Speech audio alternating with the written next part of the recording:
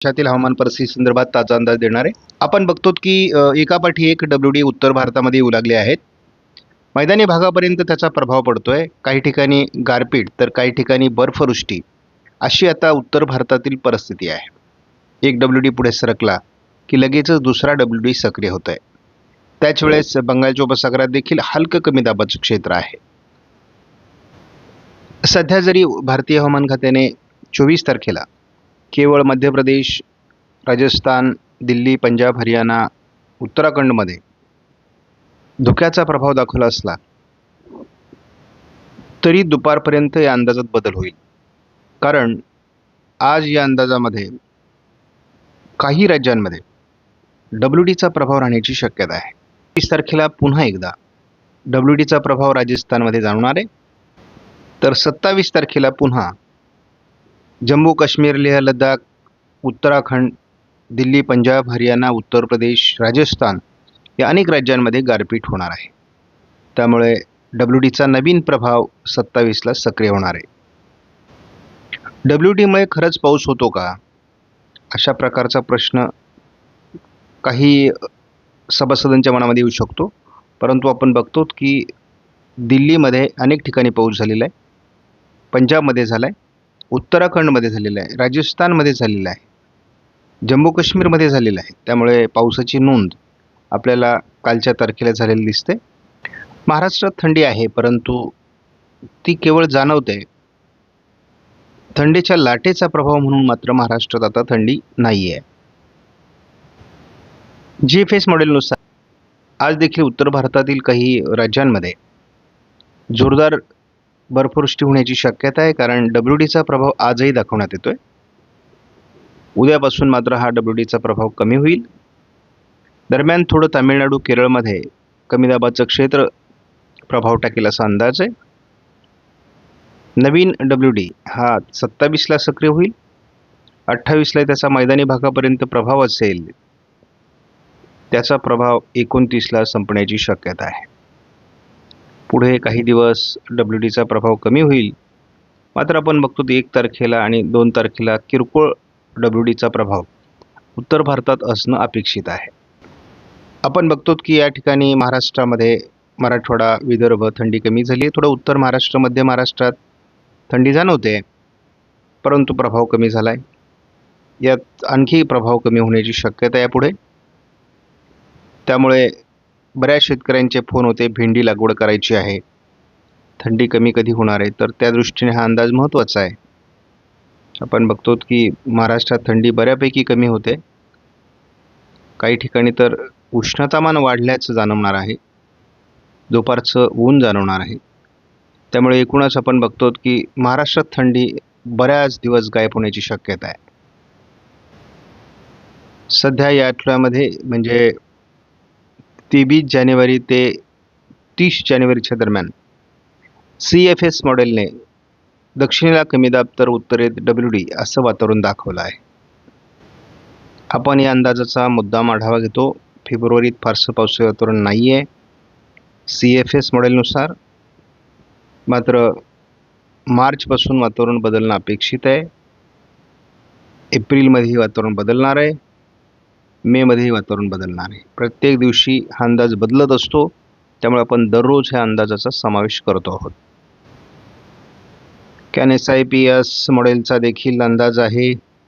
दक्षिण मराठवाडा, पश्चिम महाराष्ट्र, दक्षिण विदर्भ या ठिकाणी एप्रिलमध्ये, तर संपूर्ण भारतात मेमध्ये पावसाचा अंदाज आहे. NMME मॉडेलने देखील मेमध्ये पावसाचा अंदाज दिला आहे. कालही आपण जेव्हा अंदाज बघितला आहे तेव्हा महाराष्ट्रामध्ये पावसाचा अंदाज ECMW मॉडेलने दिलेला होता. तो आजही अंदाज कायम ठेवला आहे. 7 फेब्रुवारीपर्यंतचा अंदाज आहे.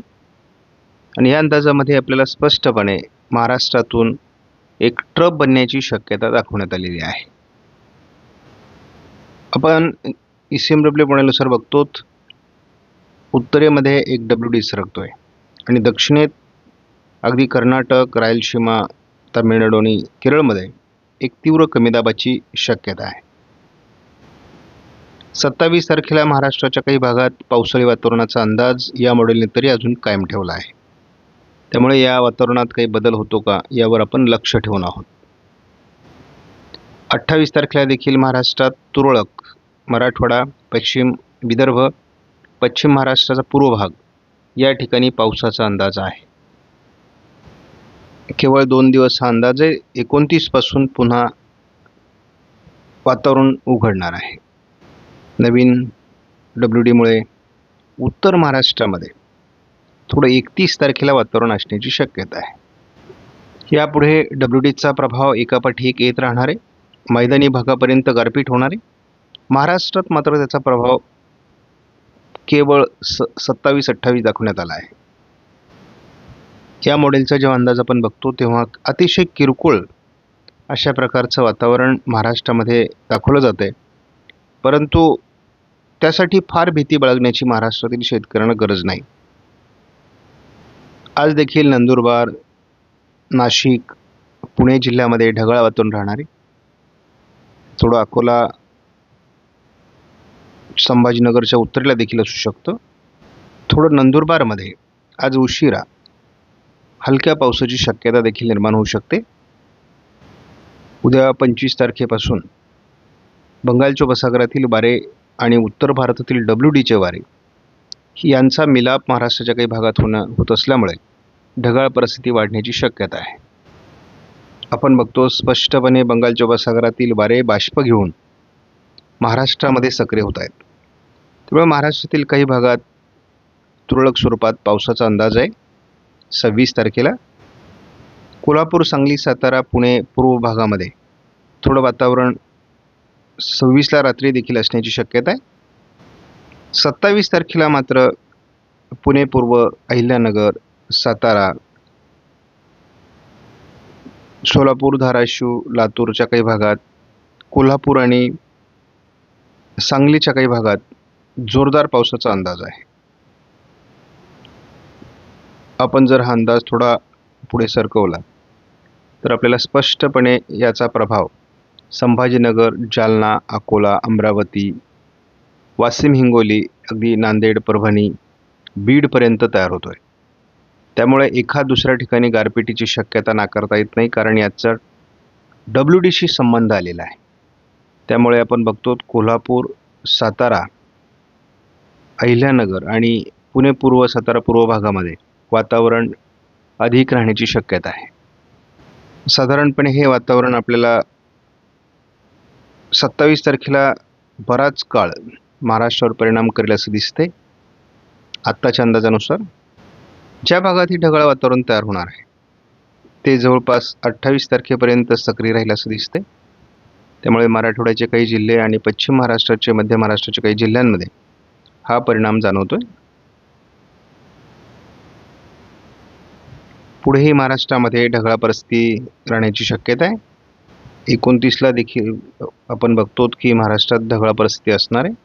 30 तारखेला देखील महाराष्ट्रात ढगाळ परिस्थिती मोठ्या